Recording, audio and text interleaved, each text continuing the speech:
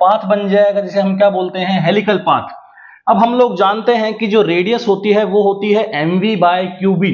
क्या होती है, mv/qb। लेकिन आप लोग अगर यहाँ पे ध्यान से देखेंगे तो यहाँ पे तो v 2 है भाई, यहाँ पे तो फॉर्मूला है m वेलोसिटी बाय qb, मतलब लेकिन वेलोसिटी के तो दो कंपोनेंट हैं, वेलोसिटी के आपके पास दो कंपोनेंट है। लेकिन आप अगर ध्यान से देखेंगे कि गोल गोल घुमाने का, रेडियस बनाने का काम किसका होगा, इसका तो होगा नहीं, ये तो आगे लेकर के जा रहा है, रेडियस तो ये बनाएगा नहीं।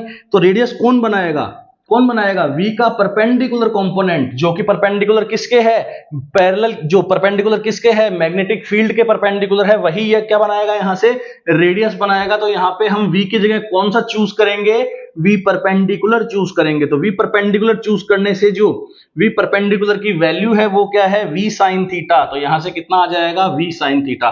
तो mv sin theta by qb इसकी क्या बन जाएगी, रेडियस। और हम जानते हैं कि जो टाइम पीरियड है वो वेलोसिटी से बिल्कुल इंडिपेंडेंट है, वेलोसिटी पे डिपेंड नहीं करता है टाइम पीरियड। तो टाइम पीरियड आएगा 2πm/qb।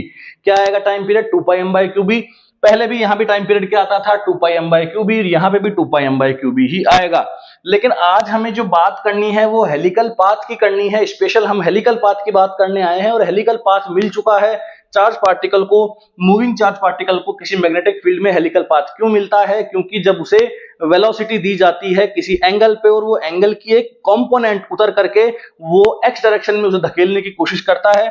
लेकिन अगर आप ध्यान से देखेंगे जो वेलोसिटी है वो हमेशा कांस्टेंट रहेगी, v cos थीटा की वैल्यू नहीं बदल सकती, क्योंकि थीटा नहीं बदल रहा है और v जो हमने दिया है वो दिया है ही शुरुआत में, जितना भी v दिया है वो यहाँ पे कोई इफेक्ट नहीं होगा। क्लियर है, किसी प्रकार का कोई एक्सेलरेशन यहाँ पे फील नहीं किया जा रहा है। क्लियर है, समझ में आ रही है आप लोगों को बात। तो आप यहां से देखेंगे, आप देखेंगे कि फोर्स लग रहा है, फोर्स लग रहा है, लेकिन वो आगे लेके जाने के लिए फोर्स जिम्मेदार नहीं है। फोर्स तो उसे गोल गोल घुमाने के लिए जिम्मेदार है, जो कि सेंट्रीपिटल फोर्स है। सेंट्रीपिटल फोर्स ही यहाँ पे एक मैग्नेटिक फोर्स की तरह बिहेव कर रहा है। सेंट्रीपिटल फोर्स कोई, सेंट्रीफ्यूगल फोर्स कोई टाइप के फोर्स नहीं है, बस ये वहां अपनी प्रेजेंस को दर्शाते हैं कि हम मैग्नेटिक फील्ड वाला फोर्स हम आज सेंट्रीपिटल कहलाएंगे।